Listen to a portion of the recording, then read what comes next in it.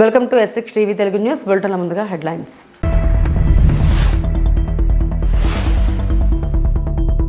ఏపీలో కొత్త జిల్లాల ఏర్పాటుకు కేబినెట్ ఆమోదం.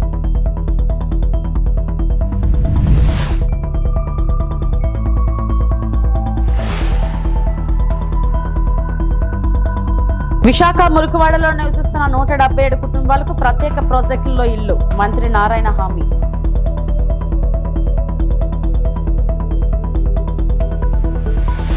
రాష్ట్రంలో క్రైమ్ తగ్గింది. కొత్త పోలీసింగ్ కు సిద్ధం. AP DGP Harish Kumar Gupta.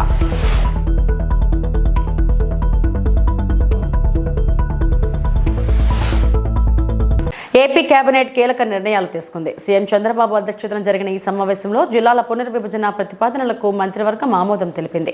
మంత్రివర్గ నిర్ణయంతో కొత్తగా మదనపల్లె, మార్కాపురం, రంపచోడవరం జిల్లాలు ఏర్పాటు కానున్నాయి. దీంతో రాష్ట్రంలోని జిల్లాల సంఖ్య 28కి పెరగనుంది. దీనికి సంబంధించి ఎల్లుండి తుది గెజెట్ నోటిఫికేషన్ విడుదల కానుంది. శ్రీ అన్నమయ్య జిల్లాలోని రాయచోటిని మదనపల్లె కొత్త జిల్లాకు, రాజంపేటకు, కడప జిల్లాకు, రైల్వే కోడూరును తిరుపతి జిల్లాకు, గూడూరును తిరుపతి జిల్లా నుంచి నెల్లూరులో కలిపే ప్రతిపాదనలకు మంత్రివర్గం ఆమోదం తెలిపింది. మరోవైపు కొత్తగా 5 రెవెన్యూ డివిజన్ల ఏర్పాటుకు మంత్రివర్గం ఆమోదం తెలిపింది.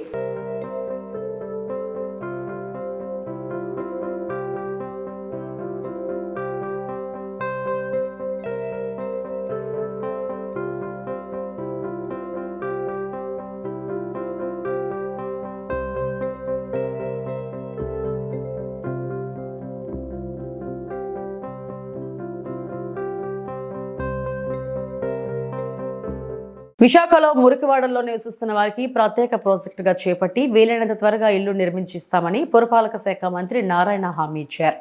పురపాలక శాఖ మంత్రి నారాయణ విశాఖ దక్షిణ నియోజకవర్గ ఎమ్మెల్యే వంశకృష్ణ శ్రీనివాస్తో కలిసి వెలంపేట ప్రాంతంలో పర్యటించారు. ఈ పర్యటనలో mayor Peela Srinivasarao, deputy mayor Govind Reddy, GVMC commissioner Ketan గారు పాల్గొన్నారు. పూర్ణ మార్కెట్ సమీపంలోని వెలంపేట స్లమ్ ప్రాంతంలో నివసిస్తున్న కుటుంబాలను మంత్రి నారాయణ స్వయంగా కలుసుకుని వారి సమస్యలను అడిగి తెలుసుకున్నారు. తగిన ఇల్లు లేక ఇబ్బందులు పడుతున్నామని పలువురు మహిళలు మంత్రికి వివరించారు. దీనిపై మంత్రి నారాయణ మాట్లాడుతూ ఈ స్లమ్ ప్రాంతంలో 177 కుటుంబాలు సంవత్సరాలుగా నివసిస్తున్నాయని, వారికి ఇళ్ల నిర్మాణంపై ప్రభుత్వం ఆలోచిస్తున్నట్లు తెలిపారు. ముఖ్యమంత్రితో చర్చించి ఇది ప్రత్యేక ప్రాజెక్టుగా తీసుకుని వీలైనంత త్వరగా ఇల్లు కట్టించేందుకు చర్యలు తీసుకుంటామని చెప్పారు. విశాఖ దక్షిణ నియోజకవర్గంలోని మురికివాడలను అభివృద్ధి చేసి మోడల్ నియోజకవర్గంగా తీర్చిదిద్దేందుకు కృషి చేస్తామని ఎమ్మెల్యే వంశకృష్ణ తెలిపారు. వెలంపేట ప్రాంత అభివృద్ధికి అవసరమైన ప్రణాళికలు సిద్ధం చేస్తున్నట్లు మేయర్ మరియు జీవీఎంసీ అధికారులు పేర్కొన్నారు. ఏదైతే వెలంపేట జోన్ 4లో స్లమ్ ఏరియా ఉందో ఆ స్లమ్ ఏరియాని శాసనసభ్యులు మరియు ప్రజాప్రతినిధులు అయితే వాళ్ళ పరిస్థితి చూస్తే చాలా నిజంగా దారుణం. ఒక 6 చదరపు అడుగుల్లోనే 6 చదరపు అడుగులే దాంట్లోనే ఒక కుటుంబం ఉంటుంది.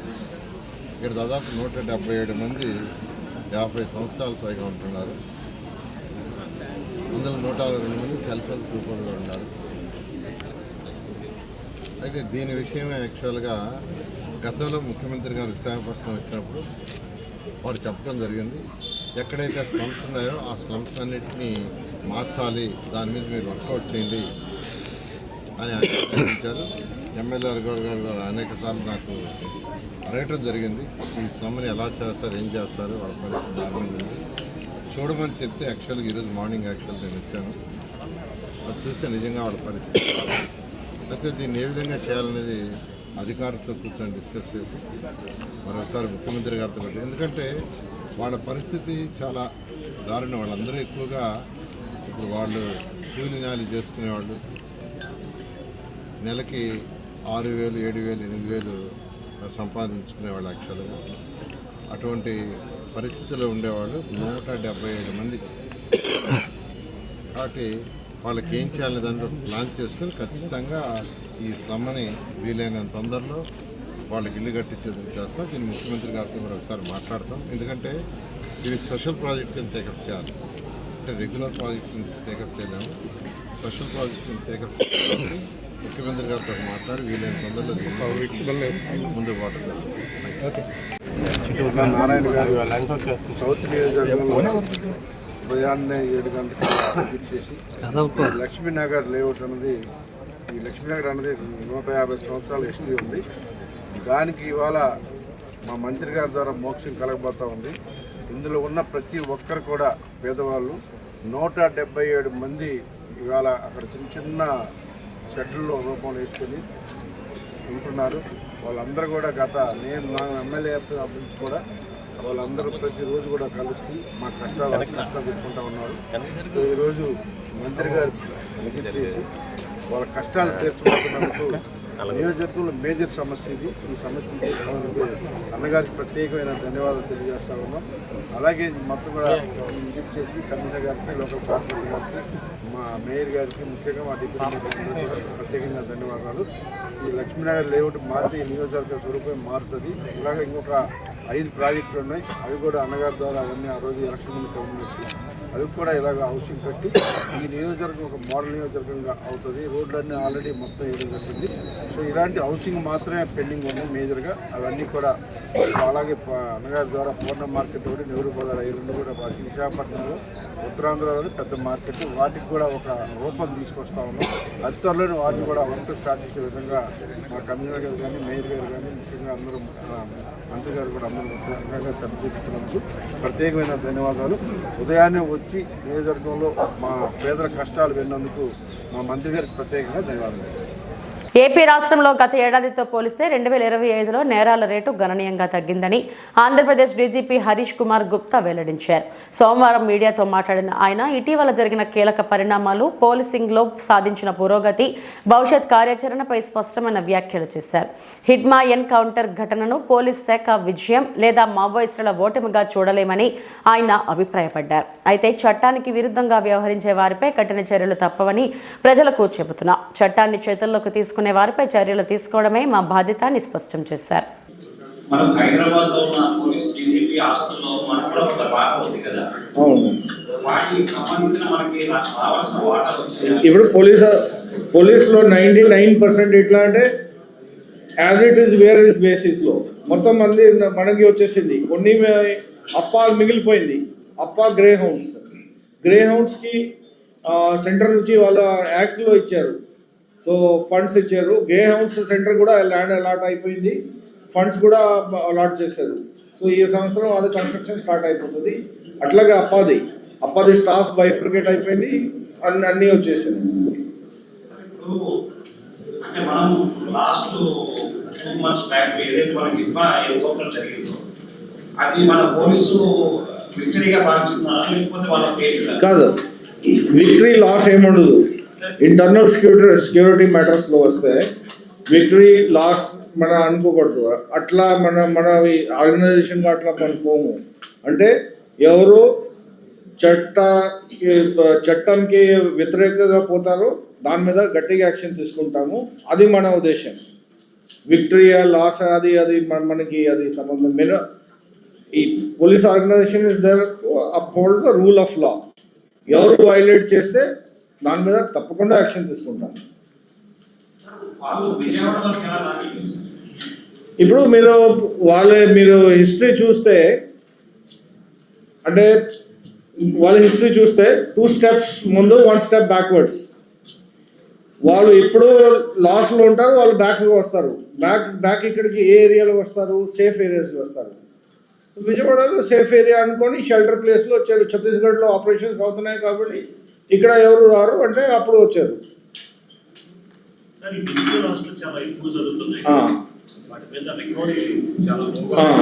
డిజిటల్ లాస్ ఒకటి. డిజిటల్ లాస్ మేము కూడా అనుకున్నాము. చాలా కంప్లైంట్స్ వస్తున్నాయి. పాపం సీనియర్ సిటిజన్స్ కానీ ఈవెన్ ఎడ్యుకేటెడ్ పర్సన్స్ ఎంత లాస్ అవుతుంది. సో దాని మీద అవేర్నెస్ మేము అందరూ కలిసి ఒక అవేర్నెస్ క్యాంపెయిన్ లాంచ్ చేయాలి. అవేర్నెస్ తప్ప దానికి వేరే మార్గం లేదు. అది ఒకటి. మీ డబ్బు ఒకసారి పోయింది అంటే సిస్టమ్ ఇంత ఫాస్ట్ అయిపోయింది. గ్యాంగ్స్ ఉన్నాయి, చైనాలో గ్యాంగ్స్ ఉన్నాయి. వెంటనే డబ్బు అక్కడికి వెళ్ళిపోతే వెనక రావాలంటే అసలు ఇప్పుడు క్రిప్టో కరెన్సీ ఉంది. మీ డబ్బు పోయింది అంటే వెంటనే క్రిప్టో కరెన్సీకి కన్వర్ట్ చేసేస్తారు. అక్కడి నుంచి రావాలంటే మరి అసలు వీలవదు. సో దానికి సొల్యూషన్ ఒకటి అవేర్నెస్ క్యాంపెయిన్. రెండోది కొన్ని స్టెప్స్ మనం కూడా తీసుకోవాలా.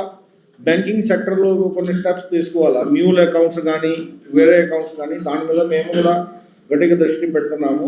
ఇప్పుడు government has agreed to give 26 cyber police stations వచ్చినాక కొంచెం ఇంప్రూవ్మెంట్ అవుతుంది. సార్ 2025 కేంద్ర ప్రభుత్వం ఇచ్చే నివేదిక ప్రకారం ఏపీ పోలీస్ శాఖ 36వ స్థానానికి పడిపోయిందని చెప్పేసి అంటా ఉన్నారు. సో దీన్ని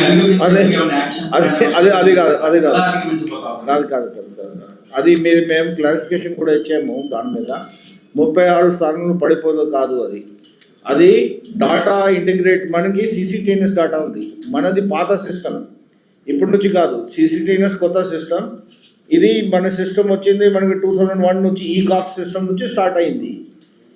మన డాటాకి NCRB డాటాకి కంపాటిబిలిటీ లేనప్పుడు వాళ్ళ డాష్బోర్డ్లో తప్పు ఉంది. సో ఆ డాష్బోర్డ్ మళ్ళీ వాళ్ళు రెక్టిఫై చేస్తారు. మీరు ఇప్పుడు మళ్ళీ చూడండి అది.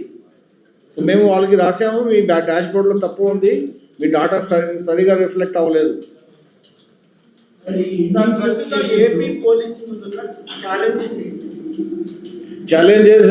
మెయిన్ ఛాలెంజెస్ సైబర్ క్రైమ్ ఒకటి, క్రైమ్ అగేన్స్ట్ విమెన్ ఇంకా తగ్గాల. నెంబర్ 3 ఈ గాంజా కల్టివేషన్ 0లో వచ్చింది స్టేట్లో. ట్రాన్స్పోర్టేషన్ మిగతా స్టేట్స్ నుంచి ట్రాన్స్పోర్టేషన్ స్టిల్ ఏ ఛాలెంజ్.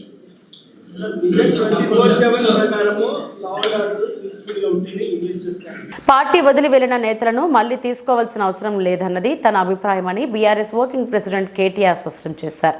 బీఆర్ఎస్ను కాదని బీజేపీలోకి వెళ్లిన నేతల నియోజకవర్గాల్లో ఎన్ని సర్పంచ్ స్థానాలు గెలిచారో చూశాము కదా అని అన్నారు.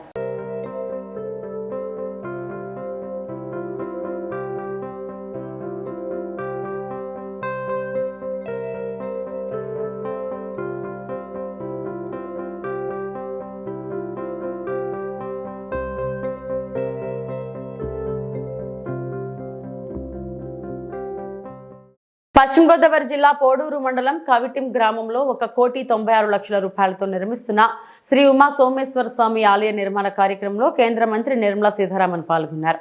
కేంద్ర మంత్రి నిర్మలా సీతారామన్ పూర్ణ కుంభంతో తాళ మేళాలతో ఘనంగా స్వాగతం పలికారు. ఈ కార్యక్రమంలో గ్రామస్తులు మరియు కూటమి నాయకులు పాల్గొన్నారు.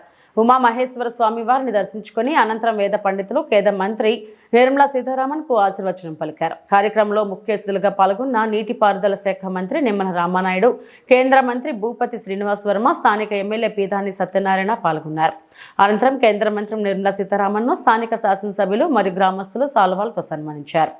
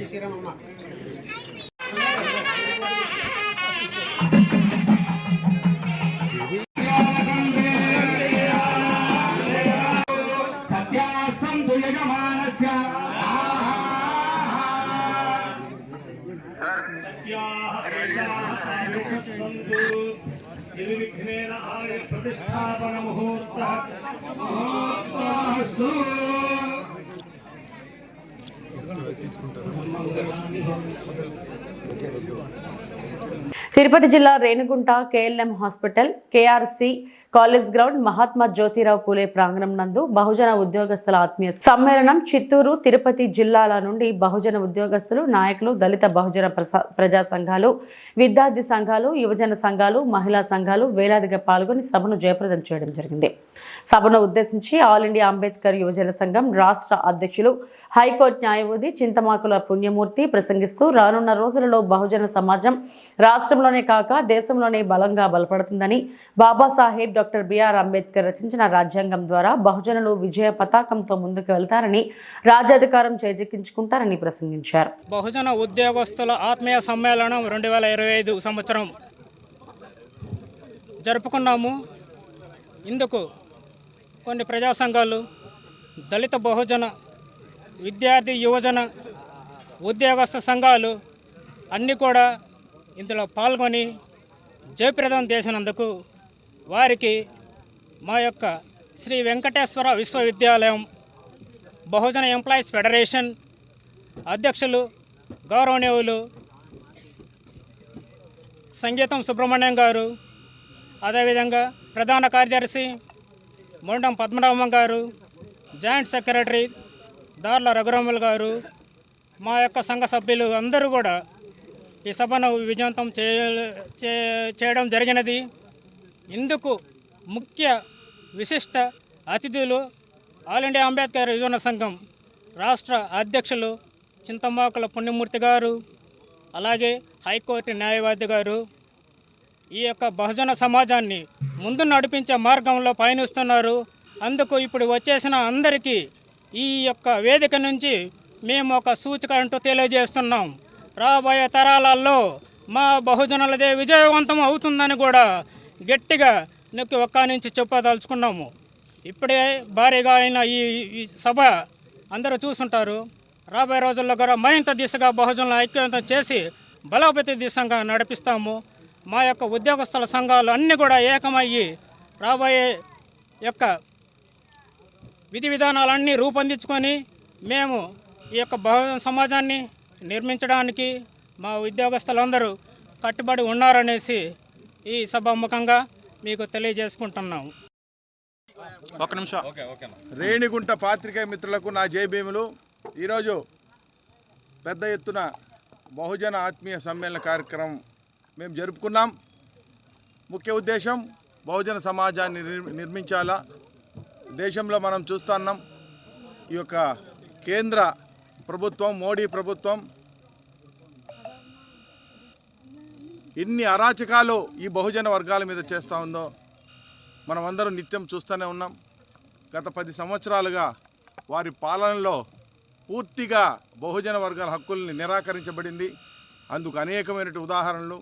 ప్రభుత్వ సంస్థలన్నింటినీ కూడా ప్రైవేటు పరం చేయడం, మత విద్వేషాలు రెచ్చగొట్టి ప్రజల మధ్య అనైక్యతను పెంపొందించడం ఇత్యాది కార్యక్రమాలతో ముందుకు పోతున్నటువంటి ఈ యొక్క బీజేపీ పరిపాలన మీద ఈరోజు ప్రజలు తిరగబడే పరిస్థితి మనం చూస్తున్నాం. అందులో భాగంగానే ఈరోజు బహుజన సమాజ నిర్మాణ దిశగా మేము ముందుకు అడుగులు వేస్తున్నాం. 80% ఉన్నటువంటి ప్రజలు ఈరోజు కనీసం మానవ హక్కులను, రాజ్య హక్కులను పొందలేని పరిస్థితిలో ఈ దేశం నెట్టవేయబడింది. నిరంతరం అభివృద్ధి లేదు. నిరంతరం ఏదో ఒకటి చెప్పడం, పరిపాటి అయిపోయినటువంటి ఈ పాలకుల్ని ప్రతిఘటించకపోతే రాబోయే రోజుల్లో భారతదేశంలో ఉన్నటువంటి ఈ ప్రజాస్వామ్యం కుప్పకూలే పరిస్థితులు ఉన్నాయి. కాబట్టి మేధావర్గాలు ఈరోజు సుదీర్ఘమైనటువంటి చర్చ జరిగింది. ఈ యొక్క ఉద్యమం ఈరోజు ఇప్పటి నుండి మొదలవుతుంది. ఖచ్చితంగా ఎక్కడికక్కడికి ప్రభుత్వ వ్యతిరేక, ప్రజా వ్యతిరేక విధానాలు, బహుజన వర్గాల రాజ్యాంగ హక్కులను ఉల్లంఘించే ప్రతి కార్యక్రమాన్ని మేము ఆల్ ఇండియా అంబేద్కర్ యువజన సంఘం, బహుజన ఎంప్లాయీ ఫెడరేషన్ ఖచ్చితంగా ఎక్కడిక్కడ నిలదీస్తామని ఈ సందర్భం మీకు తెలియజేస్తా ఉన్నాం. మరి ముఖ్యంగా మనం ఈ రాష్ట్ర ప్రభుత్వాన్ని, ఏదైతే కూటమిలో ఉండే ప్రభుత్వాన్ని కూడా మనము పరిశీలిస్తే బీజేపీ వారి అజెండాను పూర్తిగా ఇక్కడ ఈ రాష్ట్రంలో అమలు చేసే పరిస్థితులు కనబడతా ఉన్నాయి. ప్రజలందరూ కూడా ప్రజాస్వామ్యబద్ధమైనటువంటి లౌకిక తత్వంతో ముందుకు పోతున్నటువంటి ఈ యొక్క కూటమి ప్రభుత్వాన్ని ఆశించి ప్రజలు ముందుకొస్తే వారు పూర్తిగా బీజేపీ అజెండాతో ముందుకు పోతా అన్నారు. ఇది ఎంతమాత్రం ప్రభుత్వానికి మంచిది కాదు. ఇక్కడ నుండి మేము పిలిపిస్తున్నాం, ప్రజాప్రభుత్వాలు ఎప్పుడు కూడా ప్రజలకు అవసరమైన విషయాల్ని వాళ్ళ యొక్క హక్కులను కాలరాయకుండా రాజ్యాంగబద్ధంగా నడుచుకోవాలి.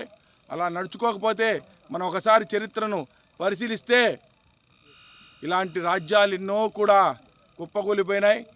కాబట్టి భారతదేశంలో అంబేద్కర్ యొక్క రాజ్యాంగమే ఈ దేశానికి శరణ్యం.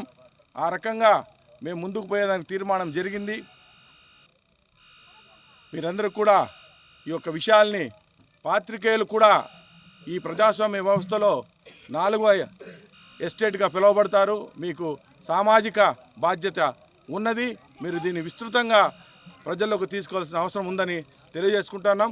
జై భీమ్, జై భీమ్, జై భారత్. దక్షిణ కాశీగా ప్రముఖ పుణ్యక్షేత్రం శ్రీకాళహస్తీశ్వర దేవస్థానం ఆలయంలో శ్రీనటుడు బాలకృష్ణ, సతీమణి నందమూరి వసుంధర శ్రీకాళహస్తీశ్వర ఆలయానికి విచ్చేసి ఆమెకు ఆలయ అధికారులు ఘనంగా స్వాగతం పలికి ప్రత్యేక దర్శన ఏర్పాట్లు చేశారు. రాహుకేత పూజలు చేసుకుని స్వామి అమ్మవారిని దర్శించుకున్నారు. ఈ కార్యక్రమంలో ఆలయ trust board member Gurrapusetti Gopinath, AEO Mohan, ఆలయ పర్యవేక్షణాధికారి నాగభూషణ్, ఏపీఆర్ఓ రవి పాల్గొన్నారు.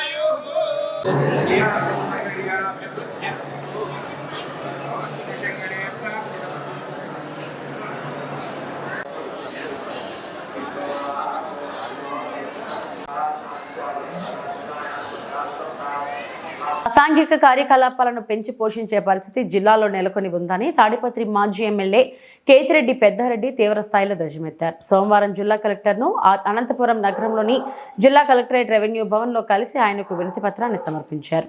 సామాన్యమైన ప్రజలను కాపాడే పరిస్థితి ప్రస్తుతం కనిపించడం లేదంటూ ఆయన తీవ్ర ఆగ్రహం వ్యక్తం చేశారు. తాడిపత్రి ప్రాంతంలో ప్రత్యేకమైన చట్టం కొనసాగుతుందని, సామాన్య ప్రజలపై కార్యకర్తలపై దాడులకు పాల్పడటం ఆనవాయితీగా మారిందని ఆయన తీవ్ర ఆగ్రహం వ్యక్తం చేశారు. సామాన్య ప్రజలను కాపాడేందుకు పెద్ద ఎత్తున చర్యలు తీసుకోవాలని ఆయన కోరారు.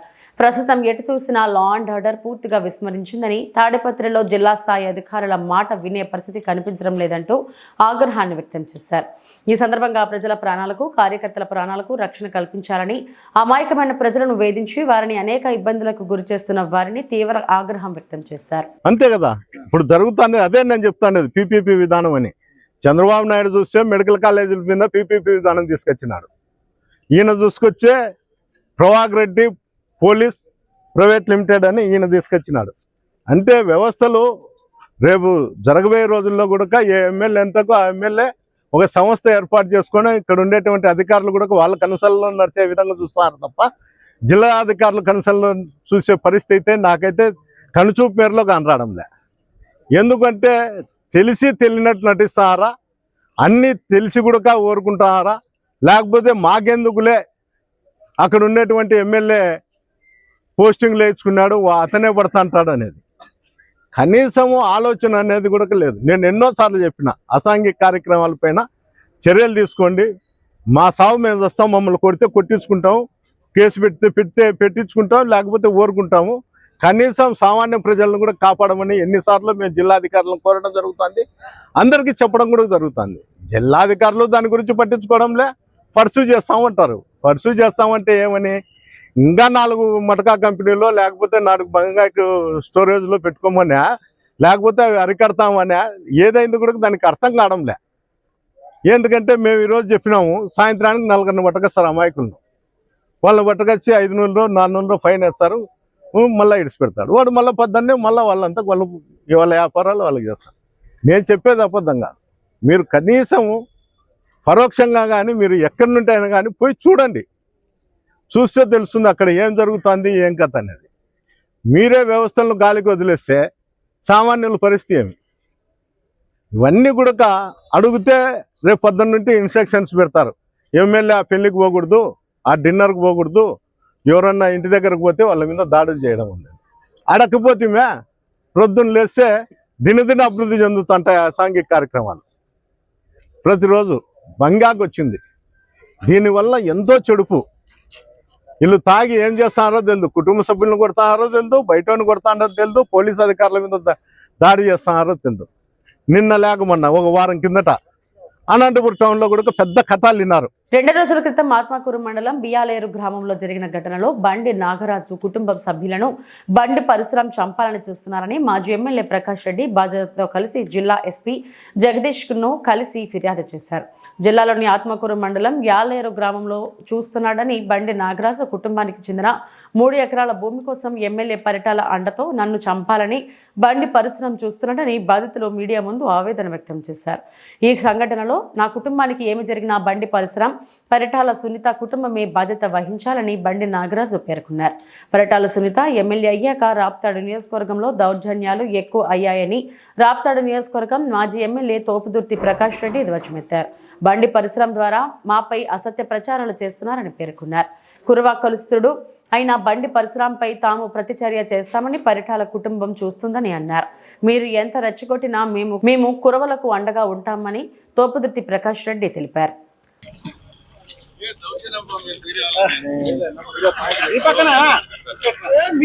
మీడియా ముందుకు రావడం జరుగుతూ ఉంది. ప్రశాంతంగా ఒక నెల రోజులన్నా ఉందామన్నా కూడా అటువంటి పరిస్థితి కల్పించడం లే ప్రభుత్వము.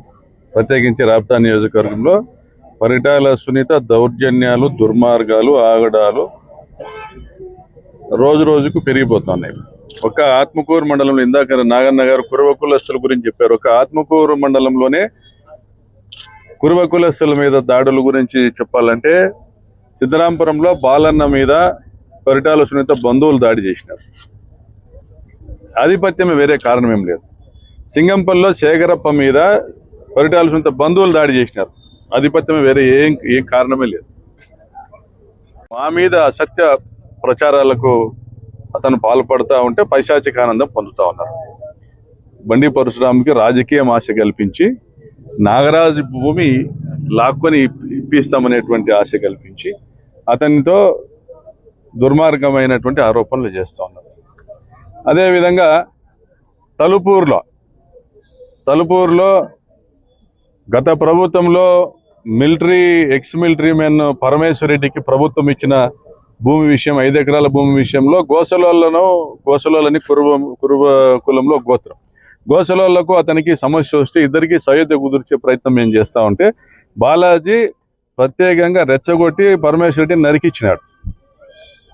మరి ఇప్పుడు అదే గోసలోళ్ళకు సంబంధించి ఒక 15 ఎకరాల భూమి చీప్గా తక్కువ ధరకు కొట్టేయాలని బాలాజీ ప్రయత్నం చేసినాడు. దానికి వాళ్ళు ఒప్పుకోకపోతే వాళ్ళకు అన్నదమ్ములకు ఇద్దరికి కూడా రికార్డులు సృష్టించి ఇద్దరికి ఇచ్చి ఇద్దరు గొడవ పట్టేటట్లు చేసుకున్నారు, కొట్టుకున్నారు, హాస్పిటలైజ్ అయినారు. కోర్టులో కేసులు ఉన్నాయి, కేసుల కోసం కోర్టులు తిరుగుతా అన్నారు. అదేవిధంగా బిఆర్ఏలో మొన్న స్థానిక సంస్థల ఎలక్షన్లో వాళ్ళ పార్టీకి సంబంధించినటువంటి సీనియర్ నాయకుడు మల్రాయుడు కుమారుడు ప్రసాద్ స్కూల్ ఎలక్షన్కి పోటీ చేసి అతని మీద పోలీసులతో దాడి చేయించి అతన్ని పోలీస్ స్టేషన్లో నిర్బంధించి అర్ధరాత్రి ఎత్తకపోయి నిర్బంధించి ఎలక్షన్ చేసుకున్నారు. బండి పరశురాంకు వాళ్ళ ఆయనకు పదవి ఇప్పించాలి. ఇంత ఎందుకు చేస్తున్నారంటే కురుబ కులస్తునిగా బండి పరశురామ అనేవాడు ఎన్ని మాట్లాడినా తోపుదొట్టి ప్రకాష్ రెడ్డి వెనక్కి తిరిగి మాట్లాడు. ఎందుకంటే మమ్మల్ని ఎత్తుకొని సాకిండే మా మేనమామ సిట్ర ఓబులేసు ఆ కులస్తులందరూ కూడా ఎన్నో 100 ఏళ్ల నుంచి ఇవి ఇప్పటివరకు నా బులెటిన్ అప్డేట్స్. నమస్తే.